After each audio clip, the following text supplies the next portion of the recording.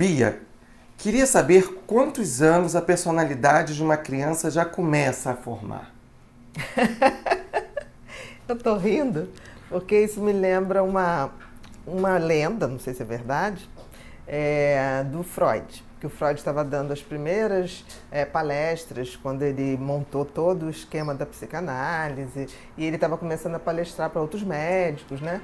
E aí abriu-se ao público. E depois dele dar uma das primeiras conferências, teve uma mãe que estava sentada, levantou o braço e falou: Dr. Freud, eu queria lhe fazer uma pergunta. Aí ele: pois não.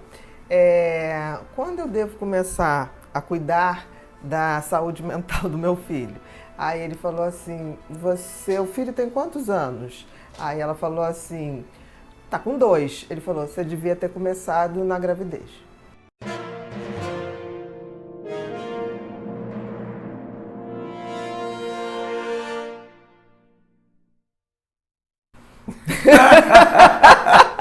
Na fase embrionária. Então, assim, uma personalidade, eu tô rindo porque uma personalidade ele vai ter um componente genético, vai ter um componente psicológico, vai ter um componente social, cultural.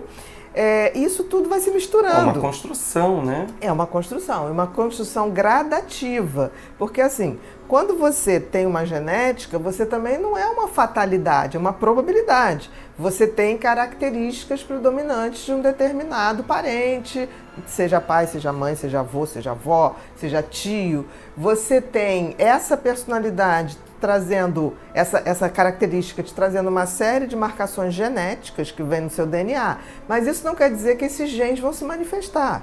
O contato dessa genética, dessa hereditariedade com os acontecimentos da vida daquela pessoa, com os valores sociais, com os valores culturais e o próprio a própria autorreflexão, o próprio autoconhecimento é que vai determinar como essa personalidade vai se desenvolver.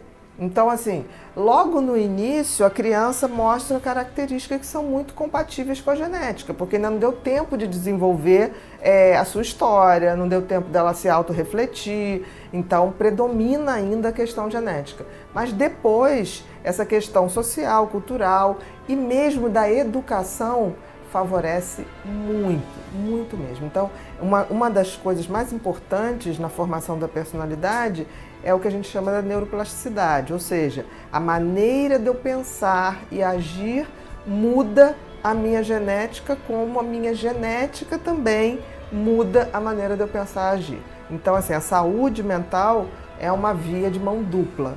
O que eu ponho de coisas melhores no meu cérebro, reflexões, pensamentos, níveis de consciência, favorecem o meu externo e vice-versa. O meu externo, as pessoas com quais eu convivo, os valores com quais eu usufruo, também trazem uma vitalidade para a minha parte mental. E a gente tem também a questão de todo o componente social que influencia junto. Então, assim, a gente pode... você estava falando, eu estava lembrando também da história eu acho que foi o lobo que foi viver no meio dos macacos e ele começou a se comportar. Tinha alguma coisa assim? Ou pessoas que vivem num ambiente que não é o dele e ele passa a se comportar como aquele grupo. Não, né? Eu acho assim, não sei se é isso. Tem duas coisas, né? Por exemplo, a própria lenda de Tarzan é um menino, que é um menino lobo, que foi viver entre os macacos e desenvolve o comportamento externo dos macacos.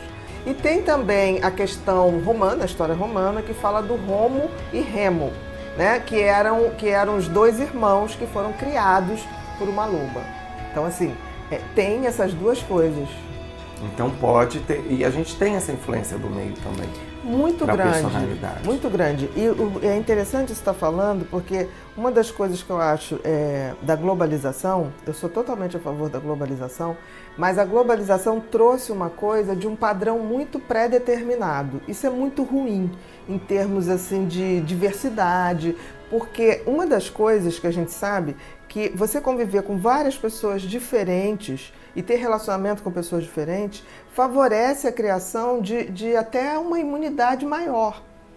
Isso é muito interessante. Tem um livro chamado Imune, né, que fala isso, que uma das grandes coisas que nos favorecem quando a gente troca essa coisa entre pessoas muito diferentes, sejam em questão de opções, seja em questão de cor, de gênero, de tudo, isso favorece a gente ter uma imunidade maior e também uma perspectiva maior.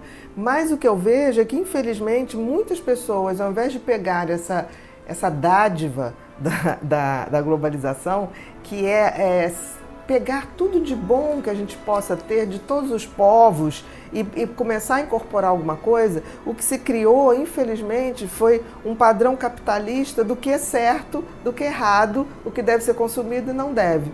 E isso talvez seja um grande desafio para a gente educar os filhos e educar os jovens, porque você vê que a criança, rapidamente, quando vai para a escola, ela já diz que quer a mochilinha que tem o macaquinho, ela já diz que quer a roupinha que eu não sei o quê. Da princesa. Hoje eu quero ir de princesinha. Exatamente, porque isso é culturalmente imposto. Então, eu acho que o maior desafio dessa mãe é criar um padrão cultural que não seja só o que a sociedade dá. Criar um padrão cultural, brincar mais com esse filho, falar mais de valores, criar histórias, não ficar à mercê do que o capitalismo coloca como opções culturais. Eu acho que o afeto, a cultura do afeto, ainda é uma coisa indispensável para o ser humano.